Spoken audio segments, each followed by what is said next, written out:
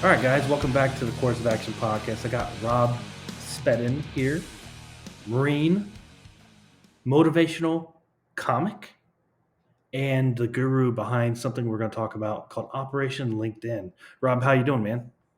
I am doing great. Yourself? It is, well, first off, I just want to say it is a pleasure that you guys have me out here. It's very humbling to get out, and I hope your audience enjoys this show. Yeah, of course, man. So let's talk a little bit about Rob.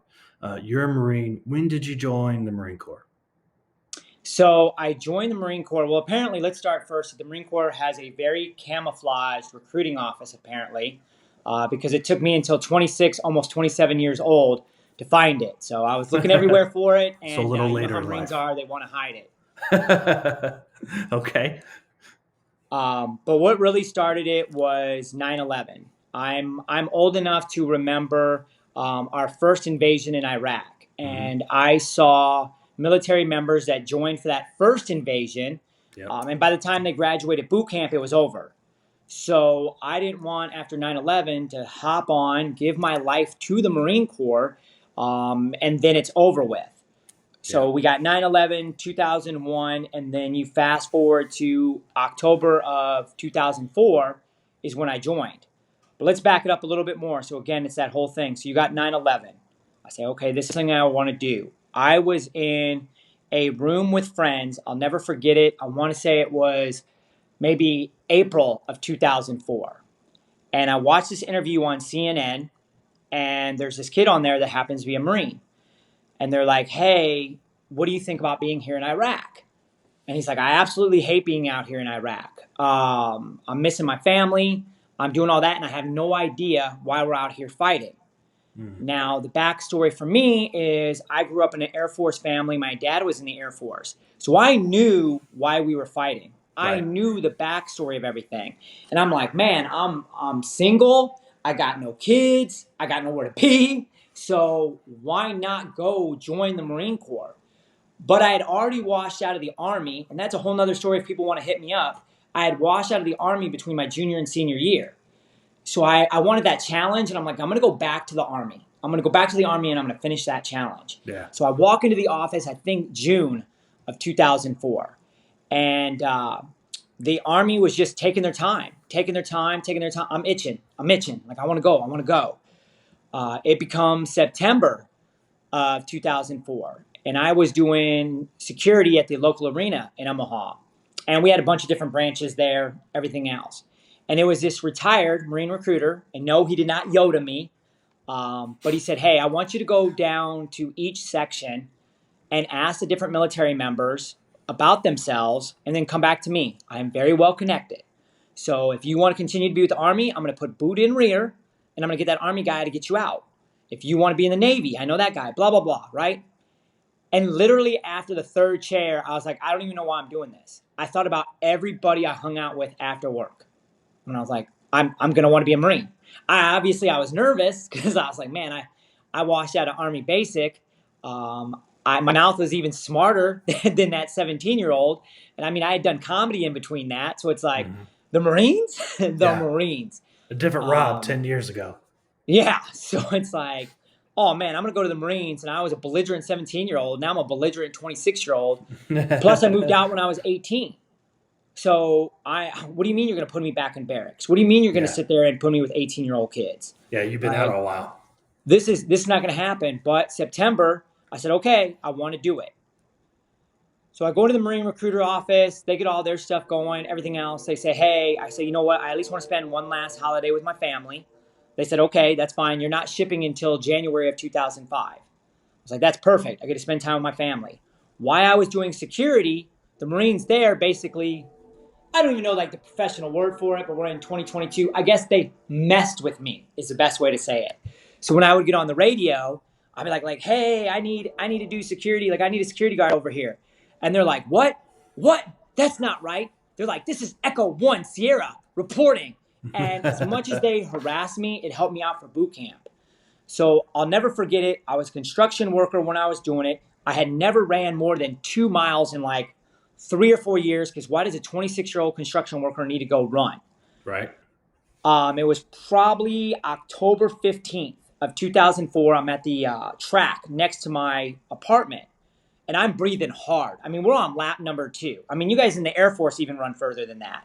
So Yeah. I'm just sitting there, and I'm dying, and I had my phone with me, flip phone back in those days, and it's my recruiter. Like, this is the first time I'm running. I pick it up, and I'm like, "Yes, sir. What's up?" And he's like, "Are you ready? Are you ready?" I'm like, "No, no, no. I am not ready. What do you mean? Am I ready?" And he's like, "Well, you really want this, right?" And I'm like, "Well, hell yeah, I do. Hell yeah, I do."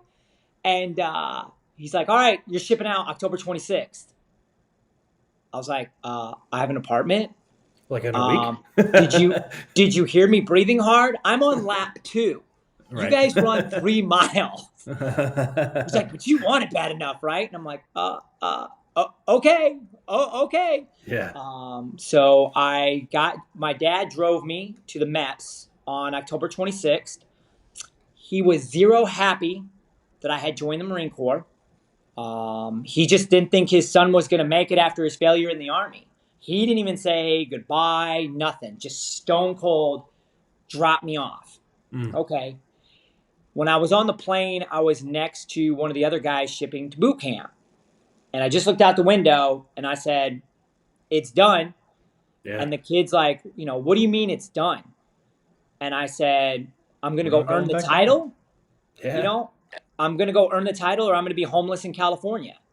I go, "I will not come back to Omaha, Nebraska unless I have that title." That's That's where I good. was. That's huge. That's So huge. I get off, I get out there in San Diego. Things have definitely changed. I have seen how they enter people on the bus now. It's definitely a lot different than 2004. Hmm. But because I had that experience in the Army, I definitely knew I was into something different with the Marine Corps. I was like, he's already cussing at me, and this is the entry to boot Yeah. camp. I was like, because the Yeah. way the Army did it back when I was there in '95 is you had like this receiving platoon for like a week or two. Now the Marine Corps does the same thing, but the Army with their receiving, it's like receiving light. Like, you're kind of in basic, but you're kind of not. You're still kind of a civilian. And the Marines like, "Get on my freaking bus! Get on my freaking!" I'm like, why are we so angry? That's how the Air Force was. Like they jumped onto the bus and they were like, "Why are you still sitting here?" And we were like, "What? We don't know what we're doing." And they're like, get off the, and they obviously had some colorful language back then that they were allowed to use. And it was like I mean, I think I wore civilian clothes for 2 days, but that was only because we had to take our turn getting into the uniform area. With all these squadrons of basic training, you had to take your turn. So it was like we wore our same civilian clothes for like 2 days, and then we were in uniform. But like there was no ease us into it. Like we were getting yelled at. Like I remember we went in, we in process, did some paperwork for like a couple hours, sat around the hurry up and wait thing.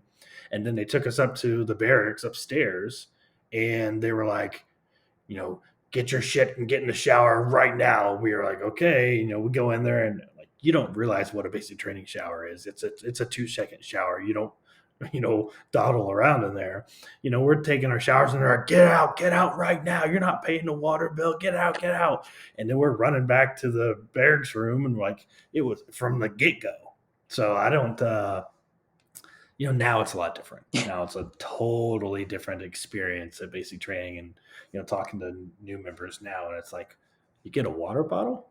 Like, I didn't. We had a water fountain in the barracks that we weren't allowed to use. Like we had to polish the chrome on it. Like we stared at that, and it was hot in Texas. And we stared at that water fountain. We're like, it'd be nice to get a drink out of that, but it's not worth messing up the chrome and getting yelled at. Well, it was definitely an experience because I still had kind of a sarcastic mouth, and luckily the drill instructors didn't hear me, but they're like, "Go ahead and get on our yellow footprints." And so we get on the yellow footprints, and kids couldn't figure it out. And I'm sitting there like almost kind of being belligerent. I wasn't too loud, but I was like, "Wow, the rumors are true about Marines. Literally, the footprints are right there. It Yeah, is yellow. How are you freaking out? yeah. Where do I go?" I was like, "Boy, I'm It's around funny some, what it's smart funny what guys." people do when they're in that moment and they're getting yelled at and they start to panic and they can't even do something as simple as stand. Like I know that when I got there and we were standing on the yellow footprints and they said, put your bags on the ground. And I just grabbed my bag. I had my bag in my hand and I just dropped it. And then 4 of them started yelling at me. Why did you throw your bag on the ground? I was like, I didn't. I just dropped it. So I pick it up. I picked it up. I dropped it again. No, set it on the ground. Don't drop it. Like, it's something as simple as that. And they were just eating me alive for like 5 minutes. I could not put that bag on the ground correctly. And it was like, I was, flustered, and everybody around me is flustered because they're hoping, oh my God, I hope they don't come yell at me. And it's like, oh, it's an experience for sure. It's different nowadays, but it's definitely an experience for sure. And then I guess the other one that got me as far as just in the initial process and the joke about being Marines, and now it makes sense to me years later, but I was a little bit smarter. I always joke around like I was raised by the Air Force guy, so, a little bit of brains there. And they come out, it would be like what we call Black Friday. So that's when we had finally got into our platoon. Things go crazy. You can watch videos all over YouTube. That still hasn't really changed, even in today's Marine Corps. But they kind of give you the greeting and welcome aboard to there, and they're like, this is a deck. This is a deck. They keep going to the floor, and they're like, this is a deck. What do you say? This is a deck. What do you say? And we did that like 10 times. I'm like, wow, how dumb must we be? Like that we got to keep saying, I got it the second time. It's a deck. But it then started to make sense where I was like, wow, I see where the Marine Corps is different than other branches. Like it is punching you in the face. And I'm not saying that like an actual fist. I'm saying it is driving so much. And I hate when people say brainwash, but I'm like, it gave me the confidence in the future that I would use to deploy. Because like I'm in the Army, and I'm not mocking the Army and saying anything bad. I already said I washed out. But I was just like, I didn't feel that transformation. And mind you, I went to Army Light. I went to Fort Lost in the Woods. So I didn't go to the real Army like Fort Benning and them. But it was like very light. Like I came out and I'm like, man, I didn't really get a change. I mean, I could run faster out of the Army, but that was about it. I was still belligerent. I was still whatever. And in the Marine Corps, it was just, man, it was a programming, but not to me in a bad way, because I still was able later on to do stuff. But it was so bad. Like when I graduated boot camp, I tell all the people, and I'll get into my recruiter story here in a little bit. But as a recruiter, I would tell them, I said, hey, take your new Marine to a buffet and just to mess with them. Because when I went to that buffet after I graduated, I'm doing like you do in boot camp. Like I'm like, right, left, right. My parents were making fun of me. I didn't know I could actually drink water with one hand anymore. I was like, oh, this is amazing. Freedom. So it was a great experience. Marine combat training was Marine combat training. Not really that much of a story. I went to Fort Jackson, Relaxing Jackson for postal school. That's one of my big flexes, one of my big fun things, because since I did have that prior Army experience, we're sitting there in the barracks. We had moved over to the barracks with the Army because we had originally had our own barracks. And we're sitting there and they want to flex on us because obviously it's their base. And the sergeant first class is like, I can't believe how utterly disrespectful these Marines are. And I happen to be a squad leader at the time. And he's chewing my Marines out. Mind you, I'm only an E2. This guy's an E7. And I sit there and I go, excuse me, what's the problem, Sarge? So he freaks out. He's like, that's the problem. They're calling me Sarge. You guys are all about customs and courtesies. You will treat me with the same equal respect as my soldiers will. I go, okay, Sarge. So now everybody's like coming out of the room, right? They hear this Marine being belligerent. And he's like, what did I just say? And I go, Fort Leonard Wood, 1995. E5 to E7 in the Army is a Sarge. So you now told me and my Marines to call you Sarge. I will never address you as Sergeant First Class because you only wanted me to respect you as a soldier does. Now, if you said to respect you as a Marine, I'd call you Sergeant First Class. And I had people like clapping, soldiers clapping. They're like, he just punked this guy. I was like, and just don't tell me to respect you like you say you are. It's just like they're in the Air Force. Like a first sergeant is called a first shirt. Yeah. I know how to speak the different languages. So if you say, hey, treat me like my airmen do, I'll be like, okay, first shirt. Got you. I would call him shirt too, or just say shirt. Yeah. Well, I don't know that part. First shirt I've heard. I haven't heard of the shirt, but I'll throw that out there next time. Yeah. Go talk to the shirt. Well, it just depends. I guess it depends on who's saying it. Like we would say, an E8 is a senior master sergeant, so we call him a senior. That's kind of where the sergeant stops. From E5 all the way through E7, the short term is sergeant. But when you get to E8, a lot of times they'll call him senior. hey, senior, and then of course E9's chief, and you don't call him anything other than that. So after I leave there, I got to I wanted to go travel. That's the big thing. I wanted to go travel. So I took orders to Okinawa. Okay. Okinawa is boot camp light. Like it is the closest thing in the Marine Corps that I've ever had closest to boot camp. It's just because we're on an island, we have to be disciplined, we have to do all that. And to this day, I am so blessed that Okinawa was my first duty station because one, surviving that made me say, okay, I definitely want to do this longer. Two, just the opportunity to travel and see a different culture and already learn some of the mistakes that we make as Americans. Like Okinawa is not Japan. Now, yes, Japan rules them, but if you had gone over there to the island, they will let you know quickly they're Okinawans. You're not going to go up there and say, hey, you're Japanese. They teach you this. They teach you how the hellos are different, all those things. So I've learned more traveling in the Marine Corps than I have in any history book or any class you can give me because it's the native people from there. Yeah. I was in Okinawa for a year and I wanted to deploy because I'd seen that video. And I had my head down because I was told I had to continue to wait to deploy. And I'm sitting there and I've never been afraid of anybody. We all put our pants on the same way and all that. So there's this chief warrant officer smart. So with an officer, they're higher than anybody on the enlisted side. And he's like, hey, Spedden, what's going on? You seem like your head's down. And some of the rules are you gotta watch what you say to officers. Again, I've never been good at this. I said, hey, real talk, sir. There's a deployment coming up. I've been told I got to continue to wait. That's not why I joined the Marine Corps. He's like, who's telling you this? I'm like, and I throw everybody under the bus on the enlisted side. And Oops. he's just like, you're the first person we picked on the list. You are going to go deploy. I'm like, what? What? Going on deployment. Funny story. So the Marine Corps is going to be mad at me. Hey, Marine Corps, you can't do anything now. That was back when I was a Lance Corporal.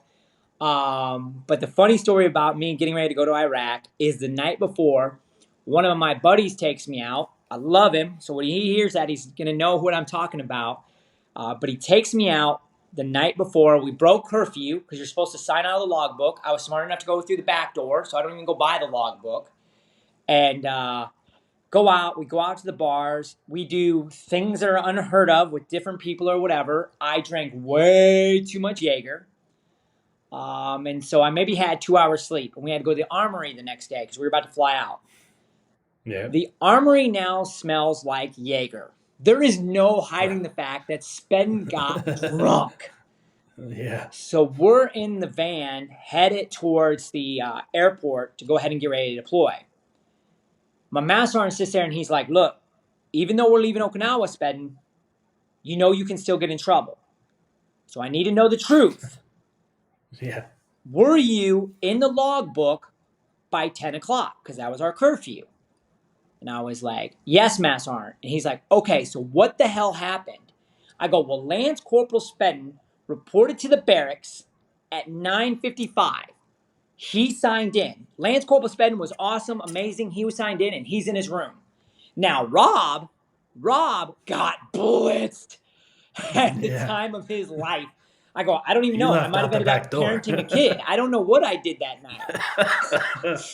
And he's just like, you are so stupid, Spedden. But he's like, you played the game. And I'm like, I certainly did. So my first deployment was to Al Assad, which was called Camp Cupcake.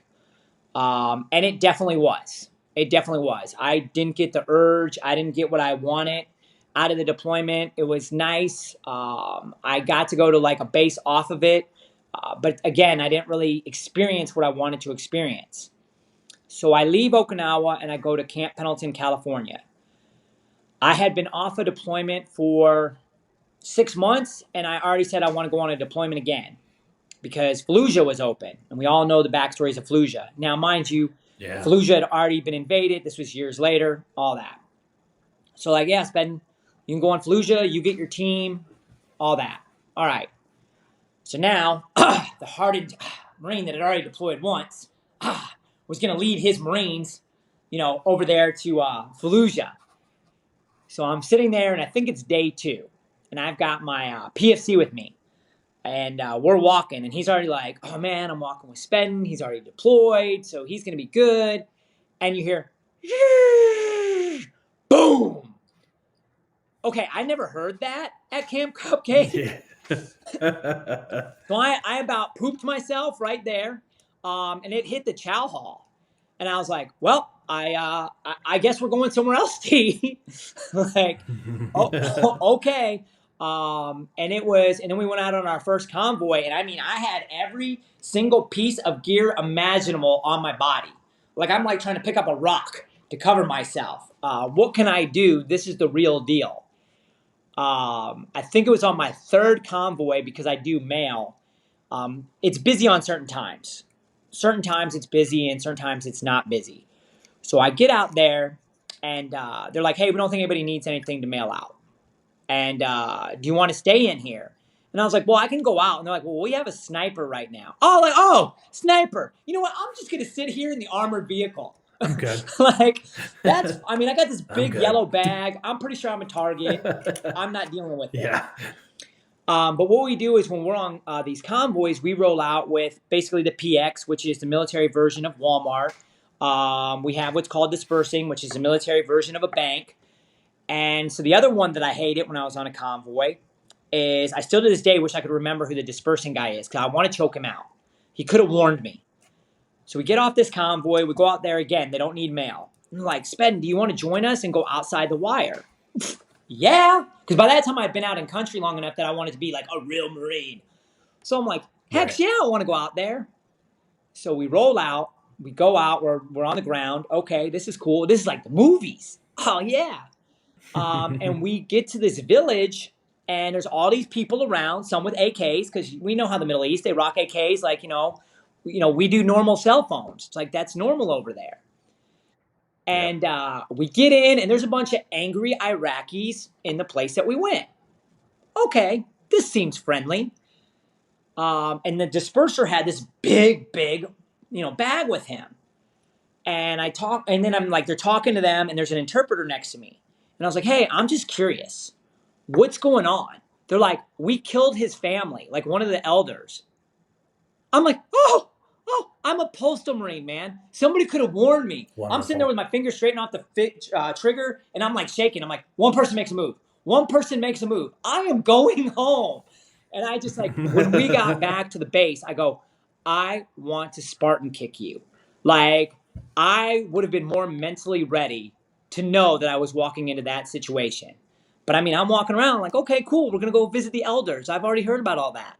And come to find out, we had killed one member of their family. Yeah, pretty sure this isn't going to go over well.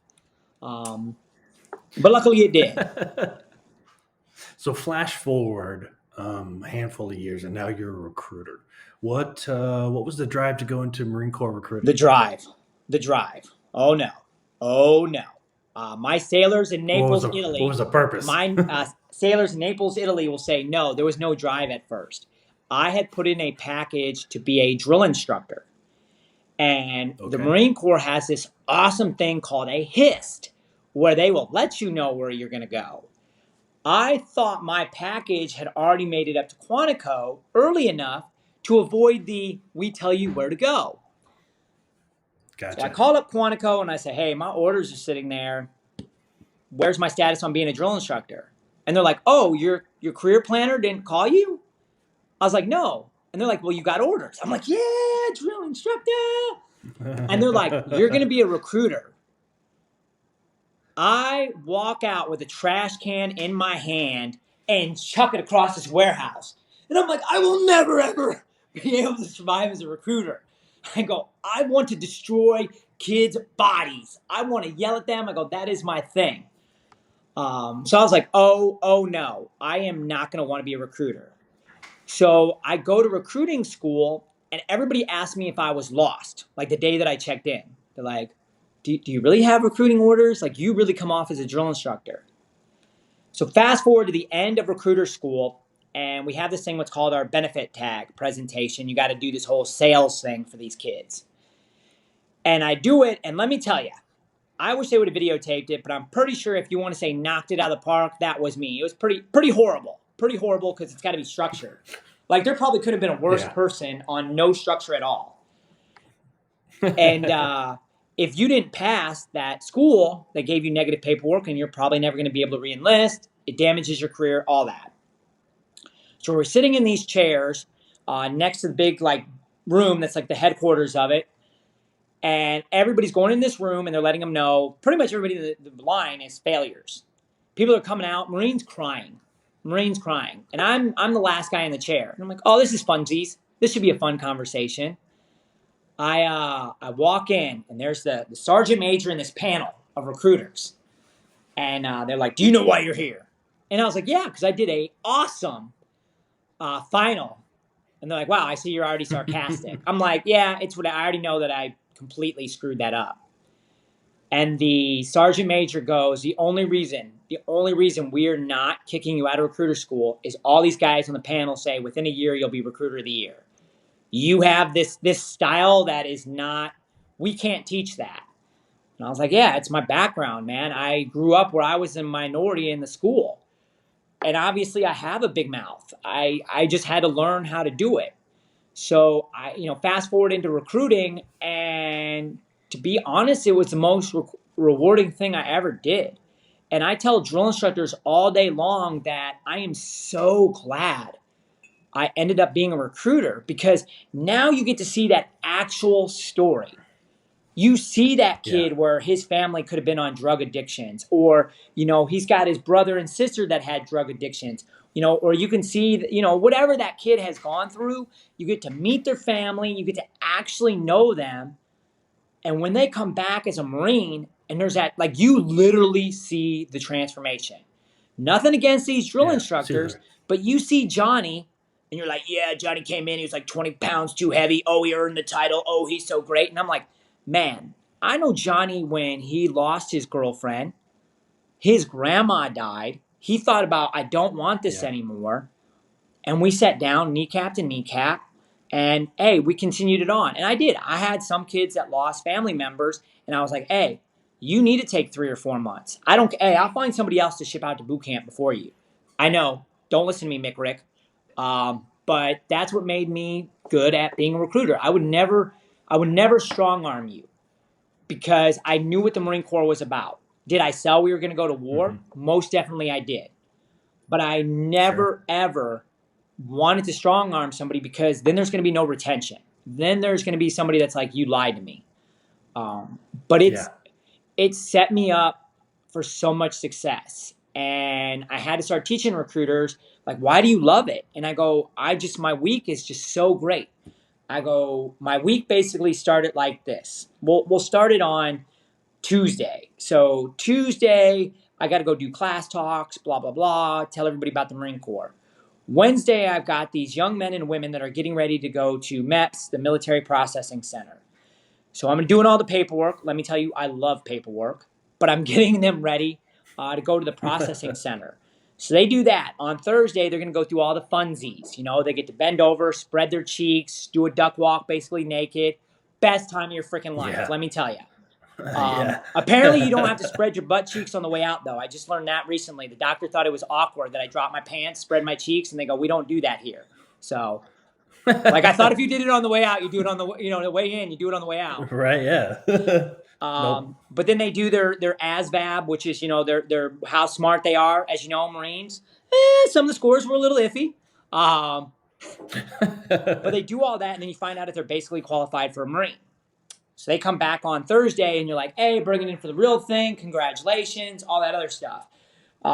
Friday was just Friday. Saturday was basically Saturday. In between, you would do workouts with future Marines. And then on Sunday, you got to ship out the new ones that were going to go be Marines. They're going to go to boot camp. Now, for me, there was no hug and there was no handshake, because you are not a Marine yet. Like, your goal is to come back and be a Marine. And when you're a Marine, I will shake your hand. Again, I know, Mick Rick, it's not exactly what we did, but I think if you look at my book, I did a little well. But I mean, even parents loved that I did that. It was kind of a tough love thing. But then on Monday, right, you shipped your one group away. Bye-bye. Go have fun with the drill instructors. It should be the best time of your life. It's summer camp on steroids. On Monday came that kid in their dress blues with their recruit pitcher, and you're like, that's what it's all about. That's why this is worth it.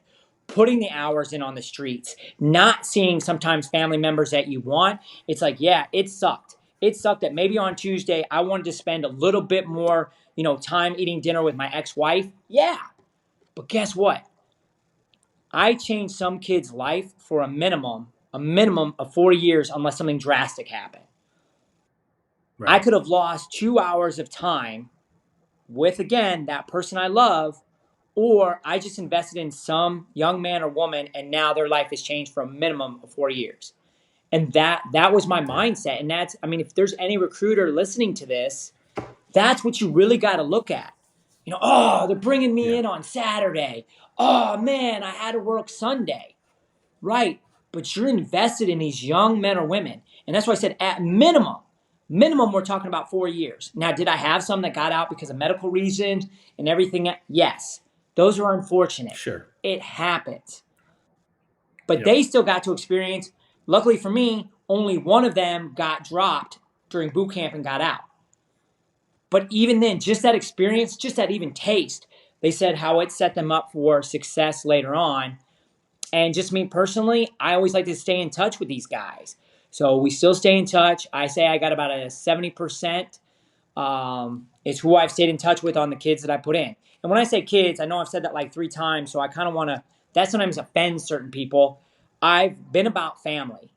So do I think that you're not a young man and woman? No, you are. But those are I'm a family guy. I'm the daddy, and they're my kids. I've got Marines that have been in now for 10 years, and they will tell you I'm daddy, and they're my son, they're my daughter. I've got my cousins, I've got my uncles, I got my dada, because I really believe in that whole Semper Fi, and we're a family in the Marine Corps. Probably should have started off with that a long time ago before somebody's like, he keeps saying kids, like, ooh. I know it's 2022. I don't want to get there. But, just before we did this podcast, I had a Marine that found me on Instagram and said, hey, you seem really motivating. I want to see what it is. And I put him on the phone, and we did an interview today because I absolutely love changing somebody's life in a positive manner, because that investment that to me is something you can't touch. If there's one of your listeners right now that are like, man, I want to know about this Rob Spedden, right? I want to do it. He just motivated me. For them to just come and find me on some sort of platform because of our talk today, like, man, that I could sit there right now, Jeff, and be like, man, you want me to be on this podcast for how long? That's garbage. I got other things to do. And no, I want to be able to talk and be able to change somebody's life and do that. So as you can tell, recruiting was my love and passion. But I will say one thing, because yes, are some recruiters not honest? Hey, you know what? Just like some people are not honest. Is some of them a used car salesman? Yeah, unfortunately they are, because we'll back it up to my conversation this morning. The young recruiter, and again, if you're Mick Rick or you're the guys over there at the recruiter school, close your ears. I'm not saying I'm better than you all, but close your ears, because some of the stuff that you're teaching to listening to an 18-year-old, like an 18-year-old listening to this, is going to be like, no, I don't want to hear it. So he starts off with the normal recruiting speech that they do. He's like, hey, thank you for coming to the office. You traveled through the snow and you made all this. And then the Marine Corps gives you like 11 leadership principles. And I go, stop. Stop. You're freaking me out. I go, do you want me to interview you? He's like, yeah, I want to see what you do. I go, okay. Hey, Johnny, I see that you passed, our initial test, everything else. What brings you into the office today? I didn't even do the whole you travel, because obviously the kid traveled. Why do I got to say every climb and place you did to travel? The kid's like, no duh, I traveled. Thank you, recruiter man. And why am I going to sell them 11 leadership principles when the kid that's not going to mean anything? Half of us in the fleet don't even remember what the 11 leadership principles are. Yeah, they don't know why they're there in the first place. And half of them don't even do it right. It says, hey, do this, and they're like, that's just on a piece of paper. But so I sit there and I said, hey, you got to be the Alabama of the military branches. As you remember that talk with Carl, I said we all have our different positions. I do not think that we're greater, but we all have our different missions. So I sat there and I go, hey, I'm doing it just in role play. And I'm like, what brings you here? And he's like, well, I'm shopping. Cool. That's Walmart. I could already tell this new recruiter was like, oh boy, oh boy, what are we getting into? He's like, all right, well, I'm looking for stuff for college. Great. College is the Air Force, the Navy, the Army.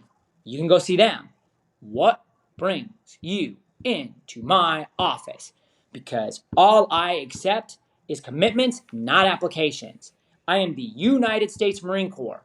If at any moment something happens anywhere in the world, we are America's 911 service. We will go and we will Spartan kick bad guys. So I ask you again why you're here. And then starts discussing like, hey, I really enjoy blah, blah, blah. And I was like, so you want challenge. And we just went down that whole thing. But I was like, we have got to, in my personal opinion, Rob Spedden's personal opinion, not the Marine Corps' opinion, we as Marines need to do what we advertise. And I think our recruiting would do a lot better. When I'm chasing Johnny down the street to become part of the Marine Corps, then how are we the best branch of service?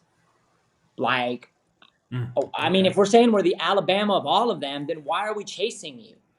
Why are we desperately sitting there like, oh my God, please, please, please, can you come to the office for an appointment? No, you're earning the title of United States Marine.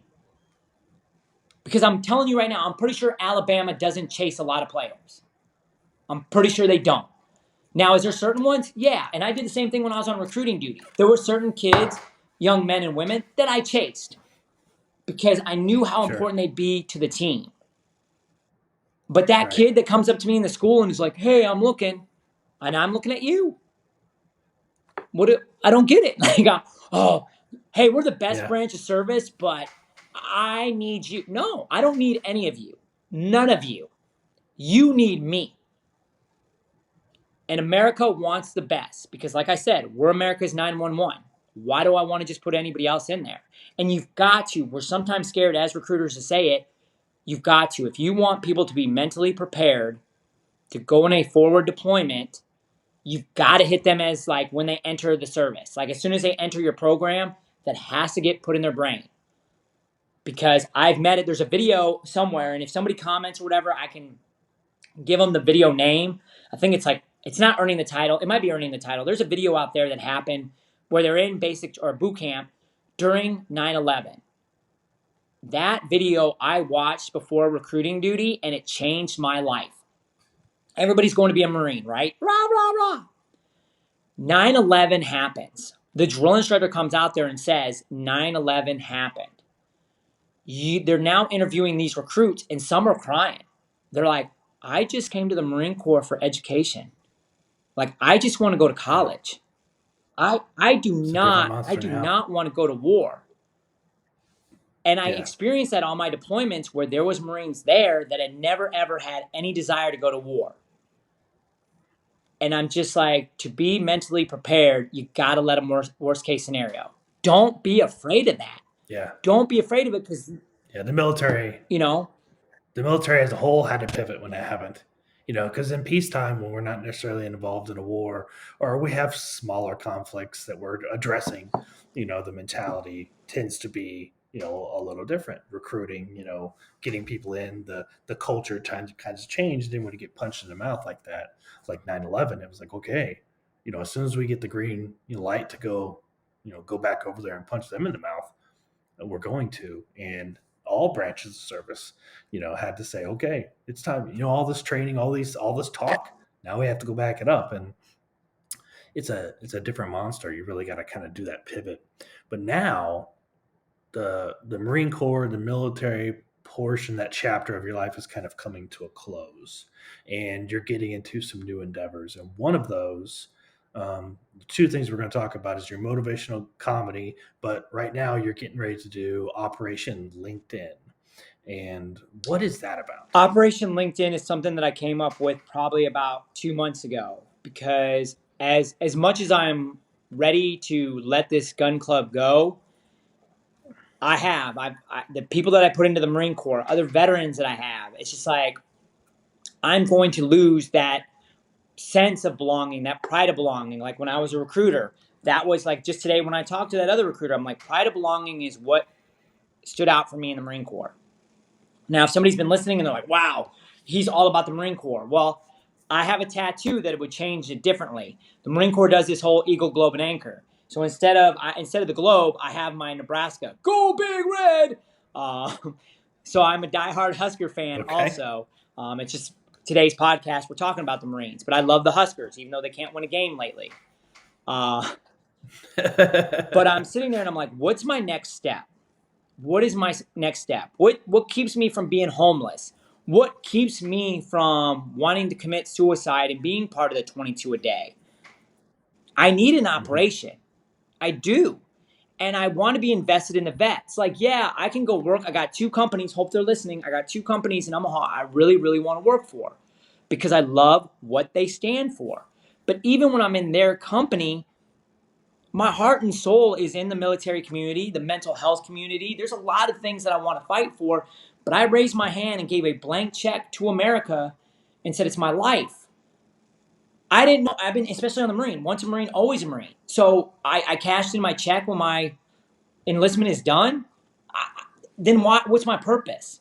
So I made Operation LinkedIn because as military members, we need an operation, and it's going out there and it's reaching people via social media. And it's not just for military members. It is allowing military members to connect with other people and helping them out in a virtual sense. But our first line of defense is us gathering as veterans. So like I mentioned with you, Jeff, when we did that one with Carl, me and you have different styles. You're the smooth operator. I like it. So if somebody's like, okay, you know what? Spedden's got the right idea, but he's a little rough around the edges. Hey, I got you. I got Jeff, the smooth operator. And now we do exactly on the virtual side that we do in war. Do you need the Marine to kick in, Spartan kick the door? Rah! I'll do that. Do you need the Air Force up there on their plane playing PlayStation, laughing at us, having how bad we're living? Ha ha ha! They're on the ground living in the dirt. Ha ha ha! Marines are stupid. You know, you got the Army and they're sitting there and they're like, okay, you kick down the door, I'll build the buildings and do all that. You got the Navy that's out there in the ship and they're just launching bombs while they're just sitting in their chow hall. They're like, yeah, that's why we're the men's. They're like, that's why we're the department. Like, well, no, let's back it up. They're like, the Marines, that's why they're the department of the Navy, because the Navy's a little bit smarter. So why the Marines are ground pounding, we're just sitting there eating our chow and just blowing stuff up. But that is something that we can now do on a virtual sense. And the reason why I think that is important is let's go back to my recruiting realm. I'm a media guy. This is like free advertisement for the military. So not only does it help our veterans, not only does it help people from the 22 a day, but now Sarah or Johnny on the street that is a parent that has run into one of us via Operation LinkedIn is like, you know what? I didn't, especially and I'd say the Marines more than anybody else because of our reputation. You know what? I was scared of you going to the Marines because muscles are required. Intelligence is not essential. I didn't want you to be a rock chewer. But you know what? This Marine walked me through on how to do a resume. I didn't even know Marines knew how to write. And now I feel more secure about you joining the Marines. Now we get to show them on a personal level how we really are. And that's why I'm like, man, this is marketing 101. And I'm not trying to say, hey, I'm selling people on lies. I'm saying, but this operation to me is way better than any of the commercials are going to give. Because I know from my recruiting thing, Yeah. that's why I used the joke about Marines. One of the ladies they had, she's like, my son is eligible for a scholarship. And I keep telling him he needs to go in the Air Force because you guys are dumb. I'm like, okay, you haven't met this Marine. And I started like quizzing him about different stuff. Yeah. And she's like, oh my gosh, you guys are actually intelligent. And I was like, oh, yeah, yeah. I mean, we might eat crayons, Yeah. but Yeah. But first of all, every branch of service has their, ditch diggers, their goofballs, the guys that have the low ASVAB score. But all of them also have The intel guys, the guys with the high ASVAB scores, the very, very important jobs. Do you think working on a helicopter is easy? It's not like putting together Legos, and each branch of service has aircraft, and that's something I used to tell people. Like, what branch of service should I go into? I don't want to be a ground pounder. But dude, you can still go be a Marine and work on a helicopter. I mean, they fly jets. They have jets. You can go in the Army and you can fly drones. Like, don't let the stereotype tell you, what to do. Go for the culture. The job will come because there's tons of jobs. A lot of the services have the same jobs. I worked in joint environments right next to Navy and Army. The same job. So don't let anybody tell you that. Like, it's the culture that you're looking for. It's the benefits and the things that you want to get out of it. Because the job's the job. You know, you can score high on the ASVAB and still go into the Marine Corps.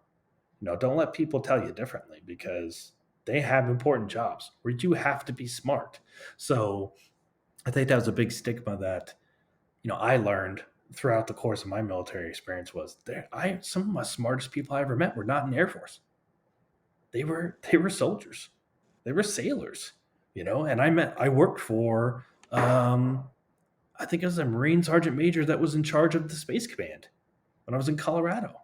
A Marine Sergeant Major in Space Command, So that just tells you, there's intelligence across the board. Don't let anybody tell you differently. And I think that with your Operation LinkedIn, I think a lot of those truths are going to kind of come out. That experience from other people is going to come out and say, listen, you want to be a Marine? Do you love that culture?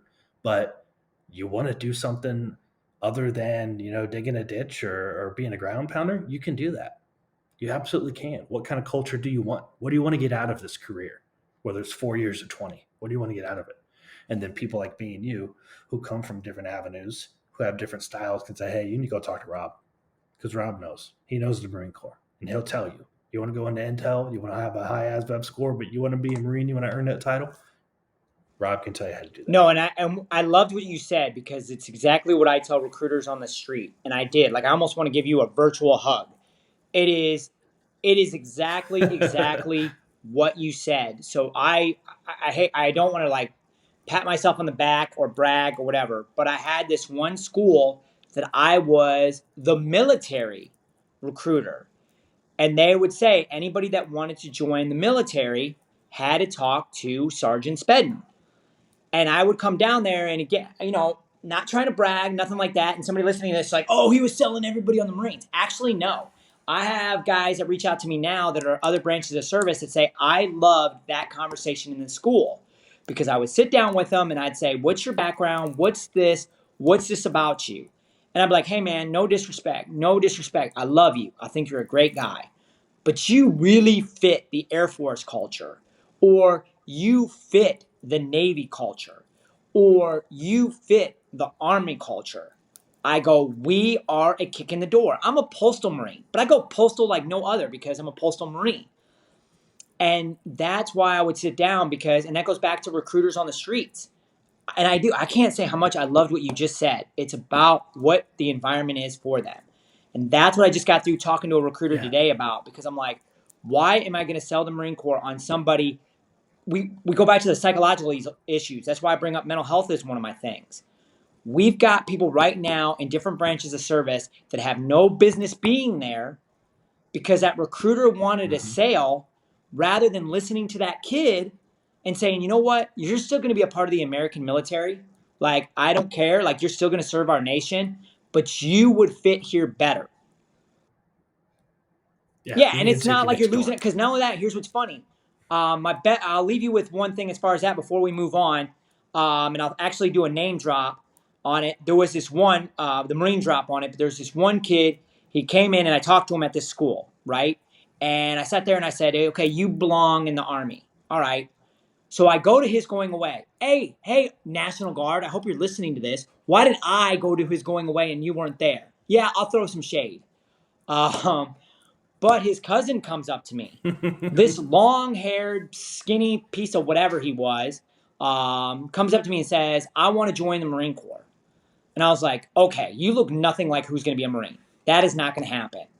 But he spent a year in my program, and he's Hearts, and I think he's now a staff sergeant in the Marine Corps. But that goes back to me and him would have never met had I not sat there and been with his cousin and sent his cousin away from me.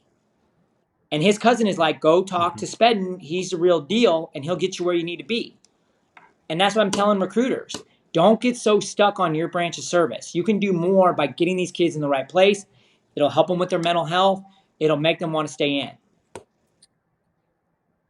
Well, not only that, but you're building a relationship with your other fellow recruiters. I've never been a recruiter, but my thought is, if I was a recruiter and you were a recruiter, and I had a guy walk into my office, Air Force recruiting office, and said, I want to go be in the Air Force. I want to go do kicking doors and be security forces and carry a gun and all that. But hey, man, listen, we have that job. It's not as intense as you're making it sound, But I tell you, who can, help hook you up with that? I'm gonna take you next door, talk to Sergeant Spedden, and then when you have that guy come in high ASVAB score, says maybe let's go next door, let's go talk to Sergeant Clark. He's going to set you up. You want to go sit in a room and look at drone footage all day? You want to you want to work in intel, you want to analyze stuff, you want all that, let's go next door.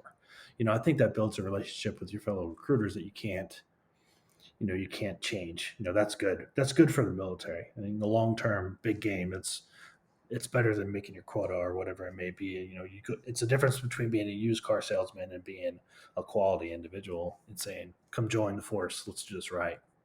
But speaking of doing things in a unique way, you've been doing comedy for a long time now, but you're doing something very unique, and you call it motivational comedy. What is the future of that? But what is My motivational big joke comedy? right here while I walk around Hawaii is I'm Simon Sinek meets Kevin Hart. Now, trust me, I'm Okay. not as good as either one. That's some big, big steps to get in there. Yeah, Yeah, big those are big shoes. shoes, man. It's like Ronald McDonald shoes. But because of my experience in the Marine Corps, the leadership values that I've learned, and all that, I again, I'm not Simon Sinek, but I will kind of throw something at him in his "Leaders Eat Last" book. He brings up the Marine Mm, Corps and how great we book. eat last. So now I get to be that physical presence that he talked about and discuss my experience. That yes, what Simon said is actually true. So I'm a proof source. I can do your motivational talk, hey, this is how as a CEO you can make your guys better. But it is psychologically proven that more people will retain stuff through a humorous manner. So I can discuss with you all those things that'll make you better in your company and do all that. But your employees or whoever it is are going to sit there and be like, it's not just serious. It's not just punching you in the face. Now they're laughing. And now that I've noticed with humor, it brings people's guard down. Because you imagine this, let's Mm, go back to yep. stereotypes. A Marine comes in. I am Rob Spedden. I used to be a United States Marine. And today, I'm going to let you know how to be a leader. Well, Sarah over there just lost her mind. She's like, this is way too intense for me. I'm getting like, this guy's scary. Yeah. I'm You not know, listening to this who guy. hired him? This is Yeah. probably the worst speech I've ever heard in my life. Um, but to come in Exactly. there and just even joke, like even to start it off, with the stereotypes. Hey, I'm Rob Spedden. I used to be a, Marine. I know leadership skills. By the way, during this time, I may ask you to, give me questions. Now, I do ask, if you ask me a question, you need to talk real slow. Remember, I'm a Marine.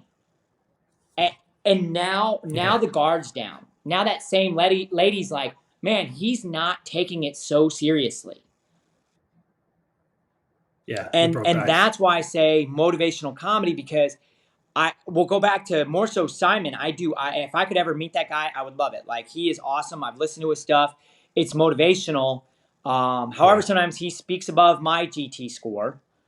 Um, and on top of that, like watching his videos, I sometimes need to watch him more in 5 minute, 10 minute things of his videos. Like, hey, I love it, Oh Simon. yeah. I love it. You actually do have a great tone, but unless I'm really, really invested in that certain topic, I need me a TikTok version of this. Like, give me the things. Yeah. And then you got Kevin Hart that I can listen to for hours, and he makes me laugh. If he ever wants to meet me, he better get on at least like a stool, because I won't talk to him unless he's eye to eye with me. I know he might bring his bodyguard, The Rock, who I will man hug. Like if I meet The Rock, I'll probably just cry. He can rock bottom me all day. But that's why I say it's those two to meet, that I can just sit there and I can entertain, I can speak, and then you walk away with that seed in your brain. Like, hey, this guy spoke for an hour or 30 Nice. minutes or 2 hours, whatever I need to speak, and he left an impression. And that's what I want to do for people. Awesome. So, is there going to be a lot more of that in the future here once you? That is my goal. leave the So if Marine you're Corps? listening to it, free agent.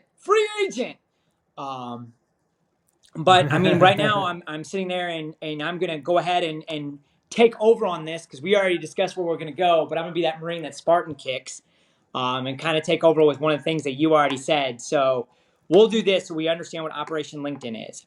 We'll go back to the beginning. Operation LinkedIn is to get people on LinkedIn, because that is the greatest resource ever. I'm telling these 21, 22-year-olds that are getting out of the Marine Corps with only 4 years of service, you get to have a free peek into corporate America's house. If you're that street kid, right? So we'll take Compton. You're in Compton right now. You can drive down the street, like there's already a street in LA where you go to Beverly Hills. Well, now you can do it virtual. You'd be like, yo, bro, let's see what's happening. Oh, I connected with homeboy over here, and I can see in his house, because that's what LinkedIn can do. However, we go back to Compton. Compton may want nothing to do with LinkedIn, because LinkedIn hasn't advertised yet enough to that audience. All right? So then guess what you're going to do? You're going to catch me on TikTok. How about that? So we got me at LinkedIn, Robert Spedden Jr., TikTok, Rob Spedden. So I'm doing hashtags and everything to gather an audience, gather a following. Yes. Is it self-marketing? Yes. But when you start to go, yum, yum, yum, yum, yum, I love this guy, he's on it, now I walk you over to LinkedIn. And even if you don't go to LinkedIn, I do humorous stuff on how, like I do a lot of humorous stuff, and I cover a lot of different things, because I'm trying to reach all age groups. So the person who's 90 is going to laugh, and the person who's 15 is going to laugh, and they're going to learn something. But it's like, how do you interview like a boss? How do you, do everything like a boss? And then you go over to Instagram, and I'm Motivation with Spedden 2.0, because I needed to rebrand that. That is a very, very darker side of me, but I'm very open. I'm diagnosed bipolar 1. I have videos of me going through a manic attack. I have no shame in doing that, because it empowers people to see it. I have people with mental illness and mental health problems be like, you have now made me want to talk, because I see what you're doing. I've had military members reach out to me and said, I do not want to talk to my command at all about this, but you're giving me the strength to do it. And then Instagram, though, is my catch-all. Like, yeah, it discusses my mental health, but I do throw some stuff on there, because the ultimate goal is I want to get them back to LinkedIn. A little more personal. I also have YouTube, Rob Spedden, the motivational comic. I do need to work on that a little bit more on my YouTube. I don't have as many videos as I would like. But if somebody's wondering, again, if you're going to do the whole wrap up here, and this is why I do it, and this is why I throw in comedy, because I also see some arguments on LinkedIn on, why are you using multiple platforms? Very easy. We'll go back to comedy. TikTok means I am doing what's called an open mic. I'm doing an amateur comedy show. You're lucky to have more than 3 minutes to show off stuff. We see how long we've been talking today. It's going to be hard for me to do 3 minutes. I got to punch you in the mouth. I get you to love me on TikTok. Now I move you over to Instagram. I may have stuff that's 5 to 10 minutes. So it's moving up to that host in comedy. Got you on Instagram. You like it. Now I can play with you in either direction with LinkedIn. Maybe that's the end point. LinkedIn is the end point, maybe. Or you're like, well, I want a little bit more in depth, and I would like this guy to give me a longer class, things like that. Now I bring you to YouTube. So I went up and down the way we do comedy thing, from the amateur guy to the like basically doing a Kevin Hart special. And I'm the puppet master, and I'm going you through all platforms. And this is free advertising for all platforms. I want to know right now, how much is LinkedIn spending on these football commercials. Like they're trying to get a newer audience in it, and I'm trying to tell LinkedIn, I know I'm nobody. I'm just Robert Spedden on these things, but I'm trying to prove that hey, LinkedIn, you can do this by using other platforms. Today I actually did a post, and I said, so today for me talking to you, I don't know when this will air, but this was on February 5th. I started Operation LinkedIn on January 23rd. Again, it's February 5th. It has been viewed, that hashtag has gotten 20,000 views. Even if you got to Wow. think about it, even if only like 1 or 2% move over to LinkedIn, right? That's still more than what they're doing probably with their advertisements. And I only started it on January 23rd. Spedden, the motivational comic, I broke that open at January 27th, and it has 14,000 views of that hashtag. Wow. That's pretty awesome. So go ahead. So I think the cool thing about what you're trying to do with Operation LinkedIn is because, like you said, it's a peek into corporate world, but it's so intimate now that you could literally be commenting on a post from a CEO from a company that has a skill bridge program. You've got to be prepared because you know these these relationships are a lot different than they used to be. You can easily be commenting on a post from somebody who has direct access to bring you into their skill bridge program. You got to be ready, whether you're a Marine, from the Air Force, whatever it is, your resume's got to be ready. You got to be ready to talk and be interviewed because, the Skill Bridge program and a lot of different other programs like Skill Bridge are, I didn't have that when I got out, but it's becoming very, very popular now. The U.S. Coast Guard just got approved to do Skill Bridge. I think I saw that yesterday or sometime this week. That's a big deal. That's a really, really big deal for, our coasties. So you've got to be prepared. And I think Operation LinkedIn is going to be really, really awesome. I look forward to seeing more about it. Of course, I look forward to seeing your comedy, your motivational side of comedy. Again, throw out Well, where they can I will go find you one more at. time just to cover something that you just said because it goes back to LinkedIn. My goal, I don't know if I'll ever be able to do it, is to crush resumes because that's an 8 by 11 piece of paper that's trying to sell you. And I think LinkedIn's trying to do the same thing. Get on there, let's see who you actually are. And those recruiters now can put an actual face on videos and everything else of who you are. We'll go back through it on Instagram, where it's basically the dark side of me. I'm very open about my mental health, everything else. It's Motivation with Spedden 2.0. Then we've got, and the reason why you're going to see why I do this, I go back to LinkedIn, right, which is Robert Spedden Jr. And if you can't handle all of those two things, catch me on TikTok. How about that? Rob Spedden. Okay, Rob, thank you so much for this. I appreciate it. Don't hang Hey, up, I but greatly thanks for coming on appreciate it, today, man. Jeff, and I'm glad that you could speak slow enough that the Marine could handle it.